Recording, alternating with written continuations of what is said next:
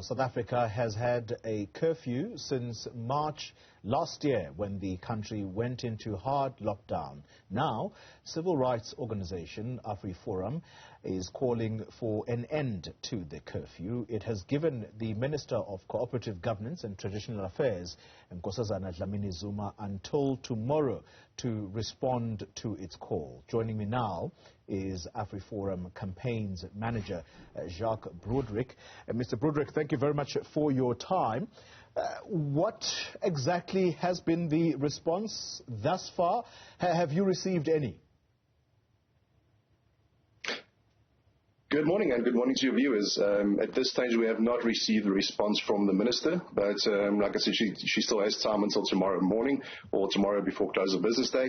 And depending on whether we receive a response from her by then or not, will determine whether we proceed with legal action. Yeah.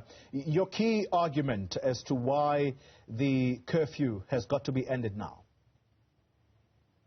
Well, we can't see that there is any logical reason for implementing a curfew. And that's why also we asked in the letter that we sent to the Minister that if this is a decision that was taken with people's health in mind, it was a health-based decision, then surely this decision was made with information obtained from medical experts, reports and data, and we've also requested to see the data. We'd like to see on what data this decision was made that bringing in a curfew was going to help prevent the spread of COVID-19. Yeah. All right. And have you at least tried to find out, say through a survey or from ordinary South Africans, if this is indeed something that they are agreed with? I know, for example, in the business sector, that's one sector that's been affected greatly, particularly if you look at the restaurant sector, where they have to stop operating at a particular hour when, in actual fact, if there was no curfew, the patrons would stay there for elongated periods, and that means more money at the end of the business day. Have you had any consultation with either interested parties or the community at large to find out whether indeed they are also agreed with your view?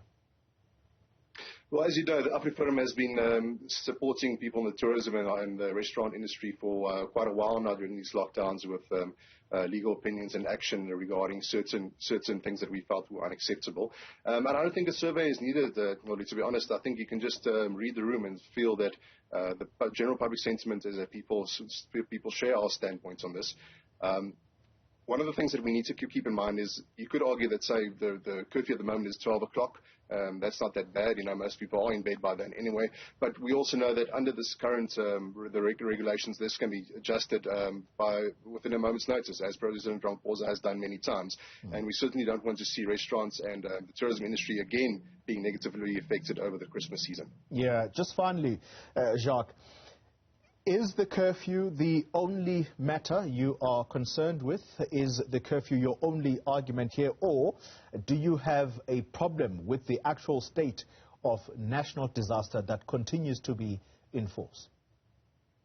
No, we definitely do have a problem with this continued national state of disaster.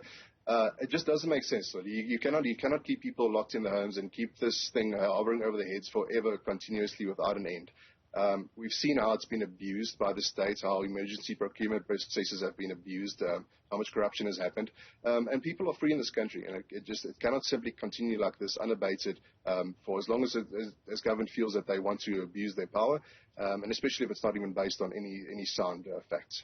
All right, AfriForum's Jacques Broodryk, thank you very much for your time and where you are at this stage. And so the decision is very clear there. They are going to go to court if they do not get any responses from the minister. She still has a day or so to make a decision around the curfew.